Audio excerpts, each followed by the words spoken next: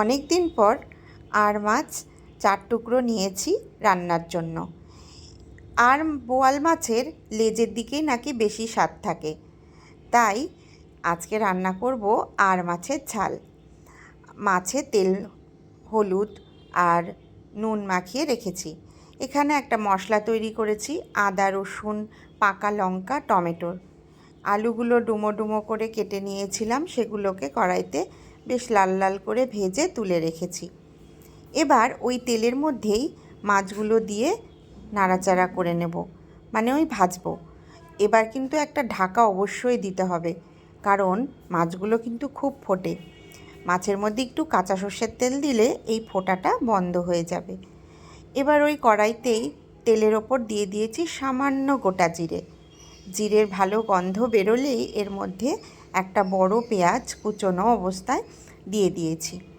পেঁয়াজ কুচোগুলো একটু নাড়াচাড়া করে নিতে হবে। একটু নরম হয়ে যখন আসবে তখন এর সাথে অ্যাড করব হাফ কেটে রাখা টমেটো। টমেটো দিয়েও ভালো করে একসাথে পেঁয়াজের সাথে ভাজা করে নেব। টমেটোগুলো নরম হয়ে টমেটোর জুসগুলো বেরিয়ে সুন্দরভাবে কিন্তু ভাজা ভাজা হয়ে আসবে। এই রকম সময়ে ভালো করে মশলা যখন নাড়াচাড়া করছি তখনই এর মধ্যে দিয়ে দেব ভেজে রাখা আলুগুলো, কারণ আলু সেদ্ধ হতে একটু সময় নেয়। আর মশলার সাথে আলু ভেজে নিলে আলুর মধ্যেও কিন্তু মশলার টেস্টটা পাওয়া যায়। এইবার আদা রসুনের যে পেস্টটা বানিয়ে রেখেছিলাম টমেটো লঙ্কা দিয়ে, সেটা দিয়ে দিলাম আন্দাজ মতন হলুদ গুঁড়ো, আন্দাজ মতন নুন দিয়ে মশলাটাকে আরও খানিকক্ষণ কষিয়ে নিতে হবে। মশলা কষানো যত ভালো হবে মাছের টেস্ট কিন্তু তত ভালো আসবে। এবার ওপর থেকে দিয়ে দিচ্ছি সামান্য একটু জিরের গুঁড়ো আর কালারের জন্য লাল লঙ্কা গুঁড়ো। মশলা কষাতে কষাতে যদি তলায় লেগে আসে তখন সামান্য জল দিয়ে দিয়ে মশলাটাকে কষতে হবে।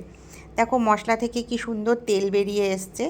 মশলার মধ্যে কিন্তু জল দিয়ে মশলা কষালে আর গ্যাসের ফ্লেমটা যদি সিমে করে মশলা ভাজা যায় তাহলে কিন্তু অল্প তেলেও খুব সুন্দর রান্না করা যায়।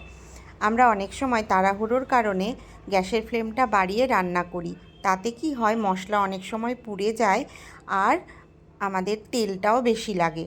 এবার আন্দাজ মতন জল দিয়ে দিয়েছি, ঝোল ফুটে উঠতেই মাছগুলোকেও দিয়ে দিয়েছি, কারণ মাছগুলো সেদ্ধ ভালো করে হতে হবে সেই কারণে।